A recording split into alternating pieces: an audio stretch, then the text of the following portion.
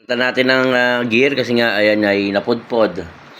So, kahit bago pa yan, boss, alam ng may-ari na napupudpod talaga. So, lagi ko naman sinasabi sa video na kung mapapakinabangan nyo, damputin nyo. Kung hindi naman, tapon nyo. Ganun lang naman po, mga boss. So, nga pala,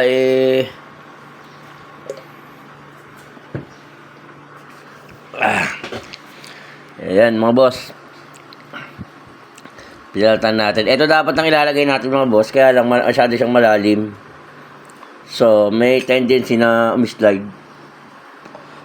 Sa mga airsoft naman, may mga dalawang klase. May isang full teeth tsaka half teeth. Depende yung sa setup na gagawin mo. Yan. Pero ito, blaster, dapat naka full teeth ka rito kasi matataba yung ipin niya. So, ayun, pinalitan po natin, mga boss. Ganun lang. Yan, mga boss, pagka mapapakinabangan nyo, ay dapatin nyo lang. Yan, halimbawa, gusto mo ng tawag dito, malakas sa baril, magpalit ka ng mga gear. So, kung hindi naman, naka-metal na, budget mill, meron kasi mga budget mill na malakas, pero, may tatagal, merong hindi. Ganun po yan. Kung gusto mong durability, so, syempre, alam mo naman sa ano mo, magpapalit ka ng mga matitibay sa loob. Ganun lang naman po yan, eh. Ganyan lang naman yan, mga boss. Yan. Bagay, dito, yan, o. Ganyan sa comment section. Dati, nag-ano ko ng mga ginagawa ko, yung mga, paano ko ginagawa.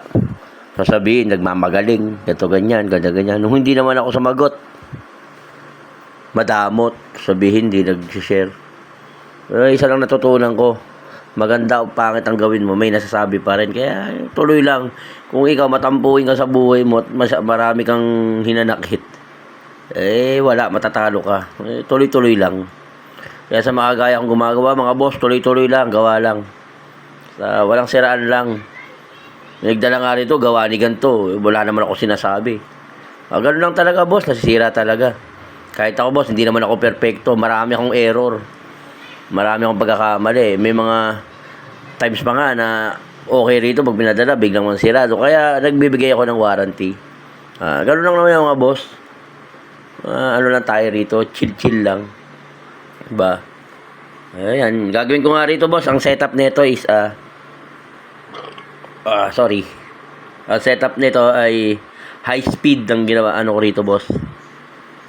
High speed ang gagawin natin nito. Pang speedball style.